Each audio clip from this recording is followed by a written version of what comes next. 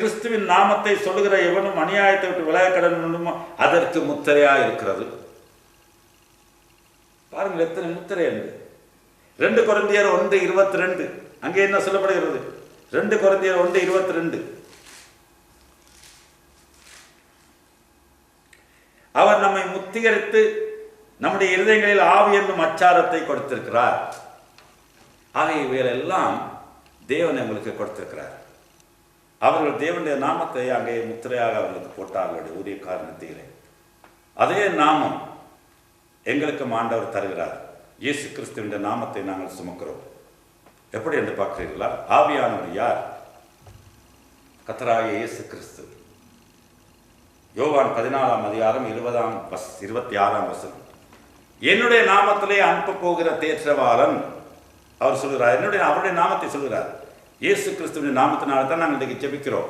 இயேசு கிறிஸ்துவின் நாமத்தினாலே தான் ஜெபங்களை முடித்து இன்றைக்கு சில வேளை சுகப்படுத்துவதற்கோ பிசாசுகளை விரட்டுறதுக்கோ எல்லாத்துக்கும் அதைத்தான் நாங்கள் பாவிக்கிறோம். ஆவியானவருடைய ஜெபித்தாலும் ஆவியானவர் நாமத்திலே நாங்கள் ஒன்றும் செய்வதில்லை. இயேசு கிறிஸ்துவினுடைய நாமம் அது எங்களுக்கு அச்சாரமாக பரிசுத்த ஆவியின் மூலமாக முத்திரை போடப்பட்டிருக்கிறது. 1 கொரிந்தியர் 15:20-23 என்று சொல்லப்படுது. அங்கே வில் பி ரெசரெக்டட். ஆவியினாலே நாங்கள் கடைசியாக நாங்கள் என்ன செய்யக்கூடாதுன்னு சொல்லுது? Do not grieve the Holy Spirit. நாங்கள் பரிசுத்த ஆவியை நாங்கள் துக்கப்படுத்தக்கூடாது என்று எபேசியர் 4:30 சொல்லப்படுகிறது. எபேசியர் 4:30 அங்கே இந்த விதமாக சொல்லப்படுகிறது.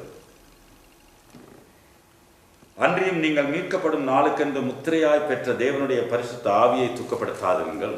அன்றியும் நீங்கள் மீட்கப்படும் நாளுக்கென்று நாங்கள் தெரிந்து கொள்ளப்பட வேண்டிய நாளிலே நாங்கள் பெற்றுக்கொண்ட ஆவியை துக்கப்படுத்த வேண்டாம் என்று எங்களுக்கு எச்சரிக்கப்படுகிறது. அருமையானவர்களே, ஆகவே இந்த 144,000 பேர் இது ஒரு சர்ச்சைக்குரிய விஷயம் அல்ல. இதை நாங்கள் பேசிக்கொண்டு எங்களுடைய காலங்களை வீணாக்க முடியாது. தேவன் எங்களுக்கு எவ்வளவோ தெரிந்து கொள்ள வேண்டிய காரியங்களை வேதத்திலே கொடுத்திருக்கிறார். 144,000 இவர்கள், 104,000 அந்த சபையில் உள்ளவர்கள், 144,000 இந்த சபையில் உள்ளவர்கள். அவர்கள் இஸ்ரவேலர். அவர்கள் 7 வருஷத்துக்கு பிற்பாடு தெரிந்து கொள்ளப்படுவார்கள். அவர்கள் அந்தி கிறிஸ்து நேரத்தில் அவனுக்கு என்ன இடம் கொடுக்காமல் அவர்களுக்கு சுவிசேஷம் பிரசங்கிக்கப்படும்.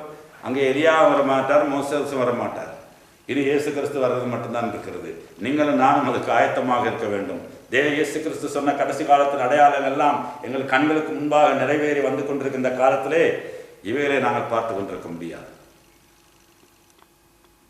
எனக்கு தெரிந்து கொண்டவைகளை நான் உங்களுக்கு சொல்லியிருக்கிறேன். இதுக்கும் அதிகமாக இருந்தால் நான் உங்களுக்கு சொல்ல விரும்புகிறேன். ஆகவே நாங்கள் மீட்கப்படும் என்று நாளுக்கென்று முத்திரையாய் பெற்ற பரிசுத்த ஆவியை எபேசியர் 4:30 நாங்கள் துக்கப்படுத்தாமல் அவர் வருகைக்கு ஆயத்தப்படுவோம். இதான் தேவன் எங்களிடம் எதிர்பார்ப்பது. இதுக்கு நீங்கள் ஆயத்தமா? ஜெபிப்போம். எழும்பி நில்லுங்கள்.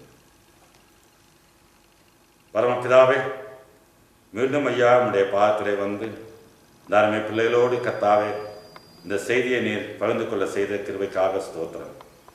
தாப்பனே, நாங்கள் இதை தெரிந்து கொள்வது மாத்திரமல்ல, மற்றவர்களுக்கு நாங்கள் சாட்சியாய் ஜீவிக்க எங்களுக்கு கிருபை செய்யும். இஸ்ரவேல் ஜனங்கள் 12 கோத்திரங்களிலே நீர் அவருடைய நாமங்களை நெற்றிகளிலே உடைய ஊழியக்கார நெற்றிகளிலே போட்டீரப்பா. ஐயா, நீர் எங்களுக்கும் உடைய ஆவி என்னும் முத்திரையை நீர் தடுத்திருக்கிறீர் ராஜா. நாங்கள் மீட்கப்படும் நாளுக்கென்று நீர் எங்களுக்கு முத்திரையாக கொடுத்த இந்த பரிசுத்த ஆவியை துக்கப்படுத்தாமல் நாங்கள் ஆண்டவரே உண்மையுள்ள உத்தமுள்ள ஜீவியத்தை ஜீவிக்க எங்களை ஒப்புக் கொடுக்கிறோம். இப்பொழுது நாங்கள் வீடுகள் செல்லும் பொழுது கர்த்தாவே நீர் எங்களோடு கூட இதை கேட்ட ஒவ்வொருவரையும் ஆசீர்வதையும் கேட்டுக்கொண்டிருப்பவர்கள் தூரத்திலே சமயத்தில் இருப்பவர்களையும் நீர் ஆசீர்வதையும் கர்த்தாவே. மீண்டும் ஒரு நாளை நாங்கள் சந்திக்கும் மட்டும் எங்களை ஒவ்வொருவரையும் உடைய சட்டையின் மறைவிலே வைத்துக் கொள்ளும். கர்த்தராகிய இயேசுவின் நாமத்திலே ஜெபம் ஏறெடுக்கிறோம் ஜீவனுள்ள நல்ல பிதாவே, ஆமென். சந்தோஷம். கடந்த சில நாட்களாக பொறுமையுடன் வந்து காத்துக்கொண்டு நீங்கள் இந்த காரியங்களை நீங்கள் கேட்டீர்கள். தேவனுடைய வசனங்களை அருமையாக ஏற்றுக்கொண்டீர்கள். வேதத்தை வீட்டிலே சென்று படியுங்கள். அதான் நீங்கள் செய்ய வேண்டிய ஒரு பெரிய காரியம். எல்லாரிடமும் இந்த விசுவாசம் இருக்காது. ஆனால் இந்த விசுவாசத்தை நாங்கள் ஏற்றுக்கொண்டு தேவனுடைய சத்திய வசனத்தை ஆணித்தரமாக ஆராய்ந்து பார்த்து அந்த விசுவாசத்துக்குள் உறுதியாக நாங்கள் கற்றுக்கொள்ள கடவுள். தேவன் தாம் எங்கள் ஒருவரை ஆசீர்வதிப்பாராக. மீண்டும் சந்திப்போம்.